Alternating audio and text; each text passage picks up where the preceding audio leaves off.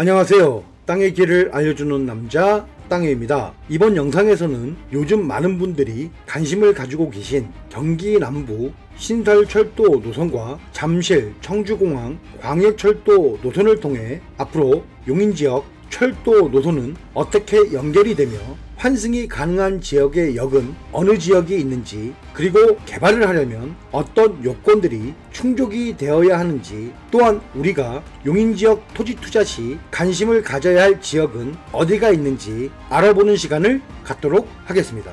자, 그럼 지금부터 시작하겠습니다. 현재 반도체 클러스터 개발 계획으로 인해서 성남, 수원, 화성, 용인 지역을 중심으로 다양한 철도 계획을 수립 추진 중인데요. 먼저 신분당선 광교중앙역을 중심으로 경기 남부 광역철도와 용인 경전철 연장 구상으로 인해 총 3개의 노선의 환승역이 될 전망입니다. 그리고 구성역 지역 또한 3개의 노선이 지나는 곳으로 분당선과 GTX-A에 더해 동백 신봉선 구상이 나오고 있습니다. 여기에 SRT와 GTX-A 노선이 지나는 동탄역 지역 또한 인덕원 동탄선이 건설 중이고 4차 국가철도망 계획에 의해 추진 중인 수도권 내륙선 그리고 분당선 연장 구상안이 나오면서 총 5개의 노선을 구상하고 있습니다. 그리고 위 화면 영상 내용을 포함해 수원과 화성, 용인시가 내놓은 철도 구상에서 환승역으로 계획하는 지역의 역은 모두 12곳 정도가 될 전망인데요. 그 내용에 대해 알아보면 다음과 같습니다. 우선 위 영상에서 환승이 가능한 3개 역 외에 신분당선 연장선과 인덕원 동탄선이 만나는 수원 월드컵 경기장역이 있으며 신분당선 연장선과 1호선이 만나는 화서역, 경기 남부 광역철도와 동백 신봉선이 만나는 신봉, 동백 신봉선과 용인 경전철이 만나는 동백, 경광선 연장선과 용인 경전철이 만나는 에버랜드역과 용인 중앙시장역, 수도권 내륙선과 경광선 연장선이 만나는 남사, 그리고 추가로 동탄 이천선과 경광선이 만나는 이동, 끝으로 동탄 이천선과 평택 이천선이 만나는 원삼, SK역까지 총 12곳 정도가 새로 환승역이 될 전망인데요. 그리고 이들 각 지자체의 철도 구상이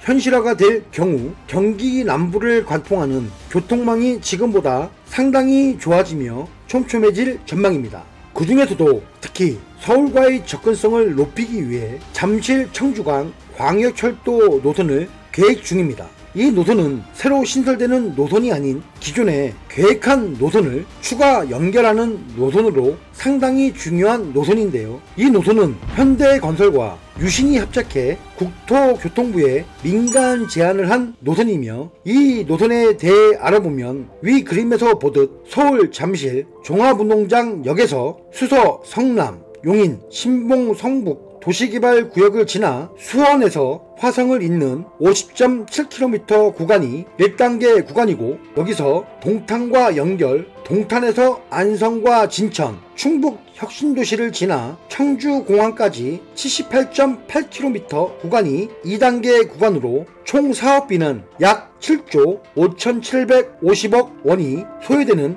광역철도로 연결되는 노선입니다. 이 노선이 개통되면 잠실에서 청주까지 70분 이내에 주파가 가능하다는 것이며, 특히 1단계 구간인 이 노선에 대해 알아보면 다음과 같은데요. 거기에 관한 기사 내용을 보도록 하겠습니다. 2024년 5월 8일 연합뉴스 기사 내용입니다. 수원, 용인, 화성, 성남 공동추진 3호선 연장 사실상 불발. 당초 서울 종합운동장역 또는 수서역서 화성, 봉담 있는 노선 추진 2, 3, 9호선 연장안인 연계로 변경. 10일 수원서 노선안 공개. 새 노선안은 경기 남부 주민들의 수건인 지하철 3호선 연장이 아닌 내려서 환승해야 하는 연계 계획을 담고 있는 것으로 알려져 논란이 예상된다.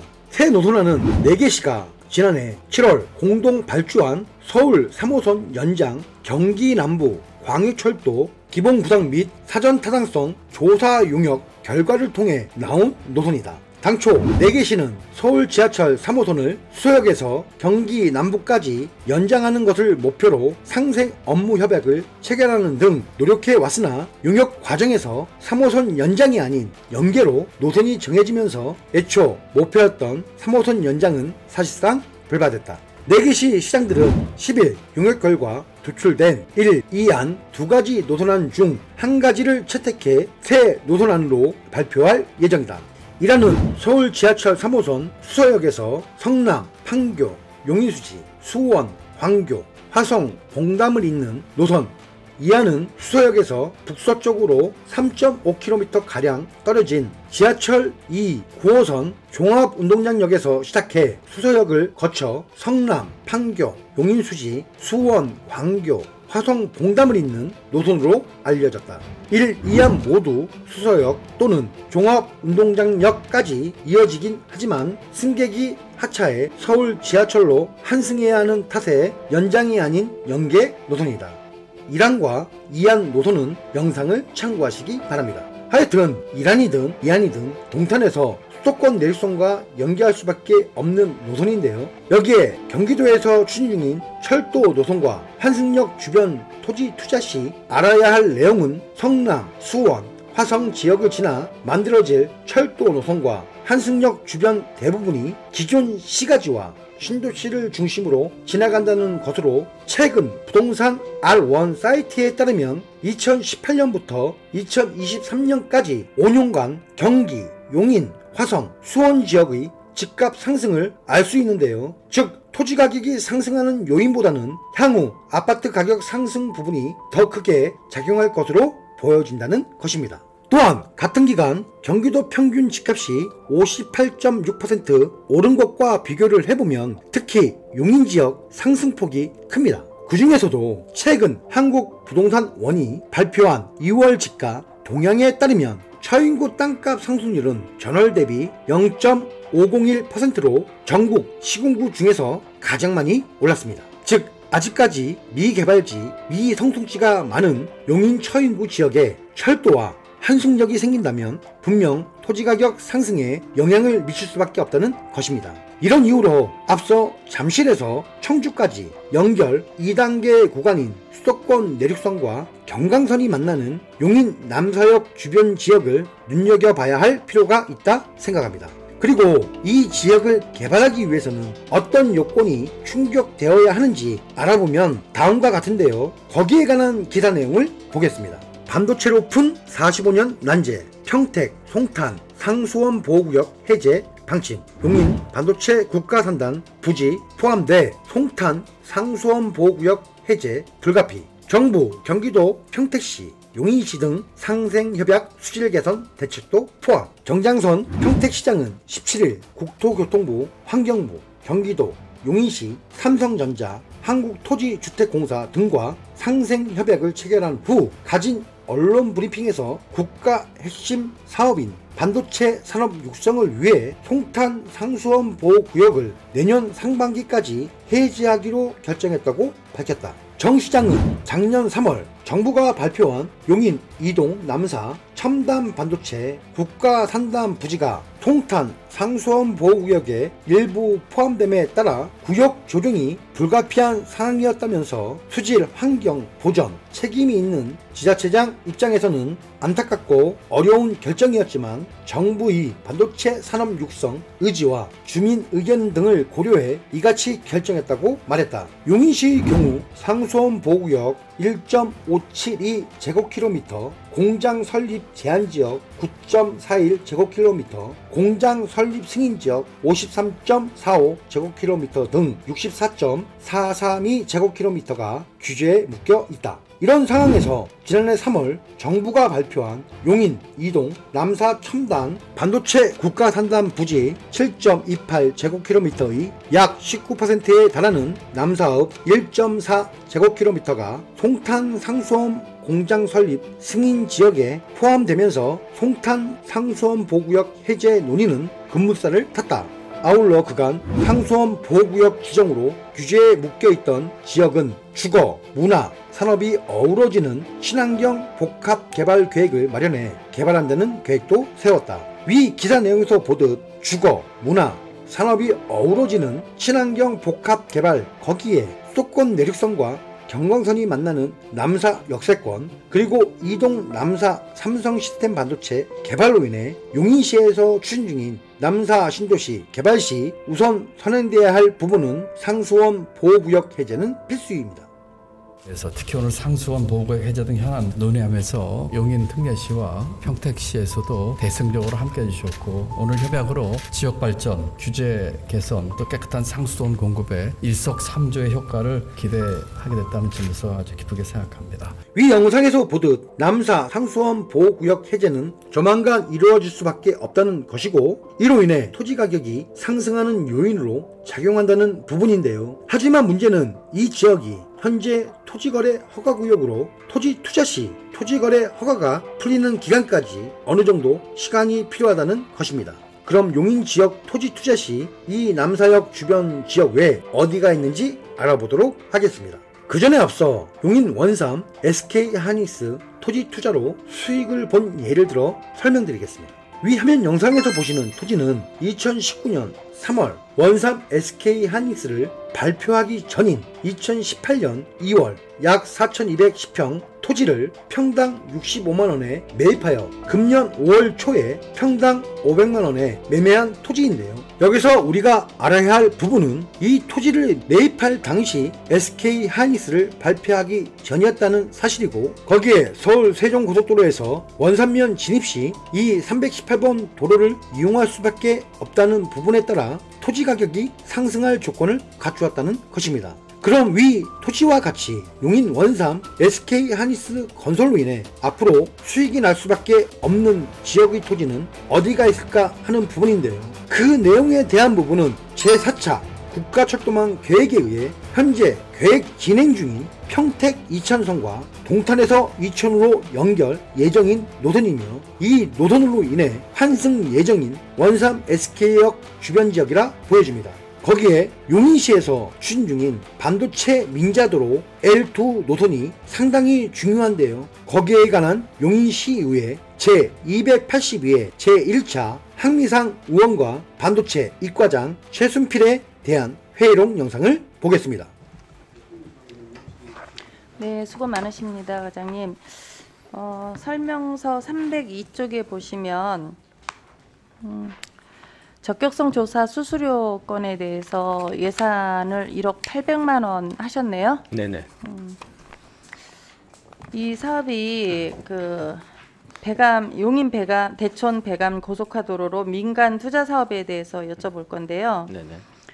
민간 투자 사업에 대해서 이거 어떤 사업인가요? 예, 이 민간 투자 사업으로 작년 7월에 저희들한테 접수가 되는데요. 사업 구간 같은 경우 서인구 남동 이동 천리에서부터 배가면 가자리까지 15.2km에 대해서 사업비 6,827억 원을 들여서 제안자가 용인 동서고속도로에서 이제 제안이 들어온 사항입니다. 작년 7월에 제안이 들어와서 작년 10월에 시의회 원래의 시 사전 보고를 하고, 그 다음에 저희들 행정절차상 사회기반 시설에 대한 민간투자법에 의하면은 성사업비가 2천억 이상일 경우에는 공공투자관리센터에 적격성 조사를 의뢰를 하게끔 돼 있습니다. 그래서 현재 적격성 조사가 의뢰 중이고, 금년 한 8월 정도면은 이제 그 결과가 나오는데, 예산을 작년에 세우지를 못한 게 그때 원래에서도 보고드렸다시피 작년 10월 27일이 그때 이제 적격성 조사 수수료에 대해서 공공투자관리센터에서 그 금액을 저희들한테 알려줬기 때문에 본 예산에 세우지 못하고, 원래 때도 그때 이제 1회 추경 때 세우겠다 이렇게 보고를 드렸던 사항입니다. 네. 그러면 기존 도로 그 확장 여부가 궁금한데, 네네. 공사 방식은 어떻게 되는 거죠? 공사 같은 경우는 남동에서부터 천리까지 고속화도로로서, 거기 같은 경우는 대촌하고 원천 연결을 해서 호동, 운학동, 원삼, 배감으로 17번 국도인 배감 가자리로 연결되는 그 도로입니다. 그럼 고가도로로 건설되는 건가요? 네, 맞습니다. 그러면 기존 57번 국지도와 네. 318번 지방도의 확장 계획은 없는 건가요? 그거 같은 경우 국가국지도 5개년 계획에서 시 건설정책과에서 예전부터 계속 요청을 해왔고, 네. 현재도 6차 국가국지도 5개년 계획에 요청을 한 상태입니다. 근데 기존 같은 경우는 수도권 같은 경우는 도로 사업을 BC가 안 나온다 그래서 계속 반영이 되지 않은 상태였고 6차 계획에도 지금 올리긴 올렸지만 저희들 같은 경우는 일단 투트랙으로 나갔던 겁니다. 그게 뭐냐면 국가국지도 5개년 계획에 반영이 된다라면은 본 사업 같은 경우 민간 투자 사업 같은 경우는 민간 사업 제안자가 어떤 그러니까 실익이 나야지 하는 사업이기 때문에 만일 그게 반영이 된다라면 6차에서 반영이 된다라면은 제안자가 그거에 대해서는 다시 한번 본인들이 그걸 따져봐서 그건 아마 철회하지 않을까 이렇게 생각을 하고 있습니다. 근데 지금까지 5차까지도 계속 10년, 20년간 계속 요청을 해왔지만 반영되지 않고 거기 곱등고기 같은 경우는 항시 지정체가 되고 막히는 구간이기 때문에 금액하고 또 SK 산단도 들어오면서 더 교통 혼잡이 초래할 걸 예상돼서 고속화도로를 추진하게 된 사안입니다. 지금 예산에 올라온 사업은 네네. 고가도로로 원삼과 동탄을 연결하는 도로가 되는데, 그죠? 원삼과 동탄이 아니라 원래는 당초에는 42번 신 42번 국도로 연결을 하는 상인데 거기에서 연결로로 해가지고 그 84호선으로 연결하는 상입니다. 현재 57번 국지도 은학동과 318번 지방도 인근에 이동읍 묵리에 상습 정체하는 구역 있잖아요. 예. 거기 주민들의 불편이 상당히 많은 거 알고 계시죠? 네네. 거기 산업단지 조성을 위해서 도로가 필요한 건 이해가 되지만 이 도로 추진으로 인해서 기존 도로의 확장이 추진되지 않는다면 주민들의 이 도로를 원치 않을 거예요. 그러면 이에 대한 해결 방안이 반드시 필요하다라고 본연이 생각이 되는데 이 사업의 이외로 기존 도로 확장에 대해서 명확한 어떤 계획이 있으신지. 그거 같은 경우는 이제 저희 사업 같은 경우는 저희 과로 이제 반도체 관련해서 사업이 진행이 되어 왔지만 향후에는 민자도로 사업 같은 경우도 이제 건설 정책과로 다음 조직 개편 때는 다시 모든 업무가 넘어갑니다라면 처인구 전반적인 도로에 대해서 전체적으로 검토를 해서 사업 추진 여부를 따져봐야 될 것 같습니다. 최우선은 주민들이 원하는 대로 좀 갔으면 좋겠고요. 네.